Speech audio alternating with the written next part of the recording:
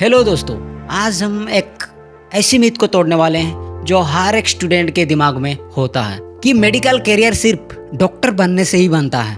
इसमें कोई डाउट नहीं है कि एमबीबीएस एक जबरदस्त और एक अच्छा प्रोफेशन है, लेकिन रियलिटी ये भी है कि इस मेडिकल फील्ड में बहुत सारे कैरियर्स हैं, दर्जनों कैरियर्स भरे हुए हैं और आप लोगों को पता ही नहीं है। ये सब इंडिविजुअल कैरियर्स हैं, प्रोफेशंस हैं और इक्वली इम्पोर्टेंट भी है, इक्वली रेस्पेक्टेड और कभी कभी फाइनेंशियली डॉक्टर से भी ज़्यादा रिवॉर्डिंग होते हैं। तो आज मैं आप लोगों को बताने वाला हूँ टॉप 10 मेडिकल कैरियर।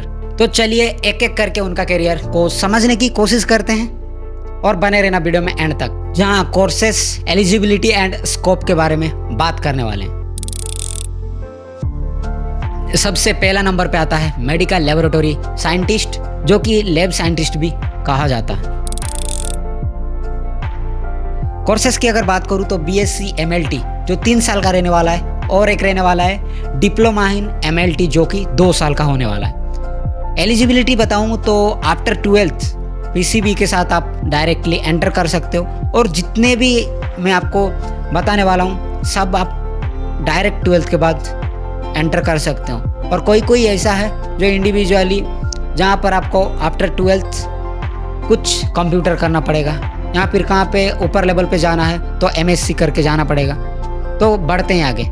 स्कोप की अगर बात करें तो डायग्नोस्टिक लैब पे आप काम कर सकते हो, हॉस्पिटल्स में काम कर सकते हो, और फार्मा रिसर्च सेंटर रहते हैं वहाँ पर आप काम कर सकते हो। मेरे एक दोस्त को एमबीबीएस में जाना था लेकिन उसको सीट मिला नहीं, तो उसने बीएससी एमएलटी किया और उसके बाद वो अभी अपोलो हॉस्पिटल्स के जो डायग्नोस्टिक सेंटर है वहाँ पे आज ये हेड काम करता है। उनकी सैलरी की अगर बात करूँ तो 50 to 60K per month start हुई थी। सेकंड नंबर पे आता है एनेस्थीसिया टेक्नोलॉजिस्ट। ऑपरेशन थिएटर्स में सबका फोकस सिर्फ डॉक्टर पर होता है, लेकिन जो पेशेंट की जान लिटरली मशीन के साथ मॉनिटर करता है वो होता है एनेस्थीसिया टेक्नोलॉजिस्ट। कोर्स की अगर बात करें तो बीएससी एनेस्थीसिया टेक्नोलॉजी आप कर सकते हो। आफ्टर 12th डायरेक्टली आप एडमिशन ले सकते हो। और स्कोप की अगर बात करें तो ओटी सेंटर पे काम कर सकते हो, आईसीयू में काम कर सकते हो, और हॉस्पिटल्स में इमरजेंसी वार्ड्स में भी आप काम कर सकते हो। सैलरी की अगर बात करूँ तो 20 से लेके 40,000 तक पर मंथ आपको मिल सकता है। अगर आप एक्सपीरियंस हो जाते हो तो वहाँ से आपका 40 से 1 लाख तक जा सकता है। मेरा एक रिलेटिव्स का ऑपरेशन हुआ था। ओटी में एक टेक्नोलॉजिस्ट हर सेकेंड बीपी, ऑक्सीजन और हार्ट रेट को मॉनिटर कर रहा था। डॉक्टर ने बाद में खुद कहा कि बिना ओटी टेक्नीशियन की ऑपरेशन जो है ना वो इनकम्प्लीट हो जाता है, उसके बिना वो हो ही नहीं पाता है। तो इसमें से आपको समझ में आ रहा होगा कि ओटी से टेक्नीशियन कितना बड़ा रोल प्ले करता है ऑपरेशन थिएटर में। और बढ़ते हैं आगे, और थर्ड नंबर पे आता है हमारा बायो स्टैटिस्टिशियन। आपको कोविड-19 पता है? कोविड वैक्सीन ट्रायल्ड हुआ था, पता है आपको? नहीं तो चलो बताता हूँ। कोविड वैक्सीन ट्रायल्ड हुआ था जिसमें लाखों लोगों का डाटा एनालाइज हुआ था, और ये जो एनालाइज हुआ इसके पीछे बायोस्टैटिस्टिशियंस का हाथ होता है। यही लोग ये सारी चीज़ों को हैंडल करते हैं। एमएससी बायोस्टैटिक्स कर सकते हो, एमपीएच कर सकते हो, जो मास्टर्स ऑफ पब्लिक हेल्थ भी कहा जाता है। इसका बहुत बड़ा स्कोप है। देखोगे तो फार्मा कंपनीज में काम कर सकते हो, और फिर बाद में WHO के साथ भी आप काम कर सकते हो। रिसर्च सेंटर्स रहते हैं उनके साथ भी आप काम कर सकते हो। एलिजिबिलिटी की अगर बात करूं तो बीएससी बायो बैकग्राउंड से जा सकते हो, बीएससी मैथ लेके भी जा सकते हो, और बीएससी स्टेट्स लेके भी जा सकते हो। और फोर्थ नंबर पे आता है नेचुरोपैथी एंड अल्टरनेटिव मेडिसिन। ये क्या है? अभी नेचुरल हीलिंग का क्रेज बढ़ते ही जा रहा है, और BNYS जो कि bachelor of neuropathy and yoga science, ये दोनों एक सॉलिड कैरियर है आपके मेडिकल फील्ड में।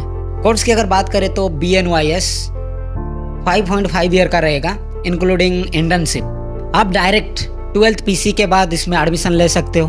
अगर स्कोप की बात करें तो wellness centres and yoga therapy, और इंटरनेशनली अभी ये बहुत ज़्यादा डिमांड में है। मेरा एक दोस्त है जो आउट ऑफ कंट्री रहता है, वो BNYS किया था, फिर बाद में अभी दुबई में है, जहाँ पर वो खुद का योगा सेंटर चलाता है। और 5th नंबर पे आता है ऑडियोलॉजिस्ट। क्या लगता है, सुना है आपने? आई होप आप लोगों ने सुना होगा ऑडियोलॉजिस्ट। ये एक ऐसे करियर है जो सुनने की प्रॉब्लम को डायग्नोस्ट करते हैं और उसको ट्रीटमेंट देते हैं। और ये एक सिर्फ ईयर का स्पेशलिस्ट है, सिर्फ एक ही चीज़ों पे स्टडीज़ करते हैं। कोर्स की अगर बात करूँ तो BA SLP आप कर सकते हो, जो कि bachelor of audiology and speech language pathology भी कहा जाता है। आप डायरेक्टली 12th के बाद एंटर कर लो, स्कोप की कोई टेंशन ही नहीं है। ENT हॉस्पिटल्स में आप काम कर सकते हो, फिर बाद में स्पीच और थेरेपी सेंटर्स में काम कर सकते हो, फिर बाद में हियरिंग एड्स रहता है ना, हियरिंग एड कंपनीज में भी आप काम कर सकते हो। आखिर ऑडियोलॉजिस्ट करते क्या है, चलो मैं बताता हूँ। मेरे गांव में एक छोटा सा बच्चा था, मेरे घर के पास ही, उसको सुनने में दिक्कत होता था। फिर बाद में हमको उसको ऑडियोलॉजिस्ट के पास लेकर गए, उसने डायग्नोज किया, फिर बाद में उसको मेडिसिन दिया और कुछ ट्रीटमेंट किया। और उसके बाद मेडिसिन फॉलो करने के बाद इस टाइम पे पहले से ज़्यादा बेटर अभी सुन पाता है। तो ये होता है ऑडियोलॉजिस्ट का काम। अभी 6th नंबर पे आता है genetic counselor, future oriented career.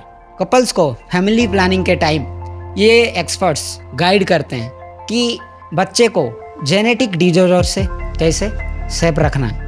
Course की अगर बात करें तो MSc genetics plus diploma in genetic counselling आप कर सकते हो।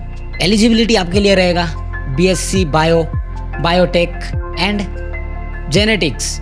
ये करके आप डायरेक्टली एंटर कर सकते हो। स्कोप की अगर बात करें तो IVF सेंटर्स में काम कर सकते हो, फिर बाद में मैटरनिटी हॉस्पिटल्स में काम कर सकते हो, जेनेटिक्स लैब में काम कर सकते हो। तो देर किस बात की, जाओ और लो एडमिशन। 7th नंबर पे आता है हेल्थ इन्फॉर्मेटिक्स स्पेशलिस्ट। चलो देखते हैं क्या होते हैं ये एक मेडिकल प्लस IT का कॉम्बो कैरियर होता है। हॉस्पिटल्स के जो डिजिटल हेल्थ रिकॉर्ड्स रहते हैं उसको मेंटेन करते हैं, फिर बाद में टेलीमेडिसिन और AI टूल्स को जो है ना हैंडल भी करते हैं। कोर्स की अगर बात करें तो BSc और MSc हेल्थ इन्फॉर्मेटिक्स कर सकते हो, PG diploma health plus IT भी कर सकते हो। एलिजिबिलिटी की अगर बात करूं तो इसमें आप डायरेक्ट 12th के बाद नहीं जा पाओगे, क्योंकि आफ्टर 12th आपको कंप्यूटर बैकग्राउंड से होना पड़ेगा, फिर जाके आप एंटर करोगे। एंटर करने के बाद आप हॉस्पिटल्स में काम कर सकते हो, फिर गवर्नमेंट जो प्रोजेक्ट्स रहते हैं वहाँ पे काम कर सकते हो, और स्टार्टअप्स में भी काम कर सकते हो। और 8th नंबर पे आता है क्लिनिकल न्यूट्रिशनिस्ट। वेट लॉस का सबसे मेजर कंपोनेंट क्या है? न्यूट्रिशन। ये न्यूट्रिशन वेट लॉस के अलावा और भी एक काम करता है। ये न्यूट्रिशन पेशेंट की हेल्थ रिकवरी में भी बहुत बड़ा मेजर रोल प्ले करता है। कोर्स की अगर बात करें तो BSc और MSc न्यूट्रिशन एंड डाइटेटिक्स आप कर सकते हो। एंट्री कर लो डायरेक्ट 12th के बाद विथ PCB। हॉस्पिटल्स में काम करो, स्पोर्ट्स सेंटर में काम करो और वेलनेस में काम करो। एंजॉय करो यार, कैरियर को बिल्ड करो। 9th पे आता है डेंटल हाइजीनिस्ट। ये कौन होता है भाई? ये एक ऐसा प्रोफेशन होता है दोस्तों जो कि इंडिपेंडेंट प्रोफेशंस होते हैं और ये लोग डेंटिस्ट के अंडर में काम करते हैं। मैं मेरा एक एग्जांपल देके बता रहा हूँ। अब मेरा इस साइड का टूथ बहुत ज़्यादा पेन हो रहा था, मैंने गया डॉक्टर के पास, डेंटिस्ट ने देखा, डायग्नोस्ट किया, फिर बाद में ट्रीटमेंट के लिए चालू कर दी। और ट्रीटमेंट चालू करने से पहले ये प्रोफेशंस जो डेंटल हाइजीनिस्ट रहते हैं, ये लोग उससे पहले आपको स्कैल्पिंग करते हैं, पॉलिशिंग करते हैं और प्रिवेंट का पूरा ध्यान रखते हैं। इसको करने के लिए आप डिप्लोमा कर सकते हो 2 साल का, फिर बाद में BSc डेंटल हाइजीन कर सकते हो। एंट्री कर लो डायरेक्ट 12th के बाद विथ PCB के साथ, प्राइवेट हॉस्पिटल्स में काम कर सकते हो और आज ये प्राइवेट डेंटिस्ट्री भी आप काम कर सकते हो। और सबसे लास्ट 10th नंबर पे आता है फिजिशियन असिस्टेंट। क्या होता है भाई? PA आपने सुना ही होगा। ये एक डॉक्टर का शेडो जैसा प्रोफेशन है। डॉक्टर्स के अंडर OPD प्रोसीजर मॉनिटर करते हैं और जो रूरल एरिया में अगर कैंप चल रहा है तो सारे चीज़ें PA हैंडल करते हैं। कोर्स की अगर बात करें तो BSc PA कर सकते हो, फिजिशियन असिस्टेंट 3 साल का रहने वाला है और डायरेक्टली 12th के बाद आप इसमें एंटर कर सकते हो। अगर इसका स्कोप की बात करें तो हॉस्पिटल्स और प्राइवेट डॉक्टर्स के साथ काम कर सकते हो, और फिर आप अब्रॉड में जा सकते हो क्योंकि आउट ऑफ कंट्री बहुत ज़्यादा डिमांड में है।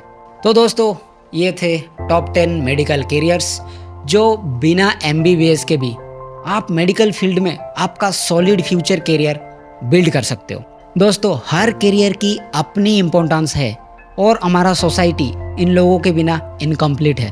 आपको कौन सा कैरियर सबसे ज़्यादा पसंद आया कमेंट करके ज़रूर बताना, और आपको भी पसंद है ऐसे एजुकेशनल कैरियर गाइडेंस तो वीडियो को लाइक ज़रूर कर देना और चैनल को सब्सक्राइब करना मत भूलिएगा। फिर मिलते हैं नेक्स्ट वीडियो में नए टॉपिक के साथ, तब तक के लिए जय हिंद।